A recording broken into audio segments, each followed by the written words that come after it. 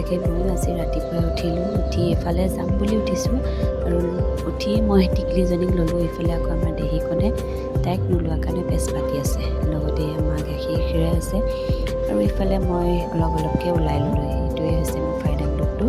আৰু এইফালে লগৰজনী আহিছে, লগৰ এজনীকৈ উঠিছে আৰু সেয়া ৰাস্তাটো ইমান ভাল নাছিল, তাৰ বাবে বেছি ভিডিঅ' কৰা নহ'ল। এইফালে আমি আহি পালোঁ গণেশ মন্দিৰলৈ, যিহেতু গণেশ পূজা হৈ আছে আৰু তাৰ লগতে বহুত ডাঙৰকৈ মেলা হয়, প্ৰতি বছৰে পতা হয়। এইভাগে হৈছে মন্দিৰভাগ আৰু ভিতৰত গৈ বেছি ভিডিঅ' কৰি নাথাকিলোঁ, যিহেতু মানুহ বহুত ভিৰ লাগি আছিলে আৰু তেনেকৈ ভিডিঅ' কৰি থাকিব ভাল নালাগে ভিতৰত। গণেশ বাবাক সেৱা কৰি এইফালে আকৌ আমি মেলালৈ সোমাই আহিলোঁ। এইফালে টিকলিজনীয়ে চকৰি উঠিবলৈ ভয় খাইছে, মাকক মাতি আছে, যিহেতু প্ৰথম উঠিছে তাই এইবাৰ। এইফালে আকৌ লগৰকেইজনীয়ে ভাগ্য লটাৰী খেলোঁ বুলি টিকলিজনীক টানিবলৈ দিছে, যিহেতু আমাৰ ভাগ্য ইমান ভাল নহয়। তাই আকৌ সঁচাকৈ দেই মোক এটা টানি দিছে আৰু আমি ঘূৰি ঘূৰি ভোক লগাৰ কাৰণে পেট পূজা কৰিবলৈ আহিলোঁ।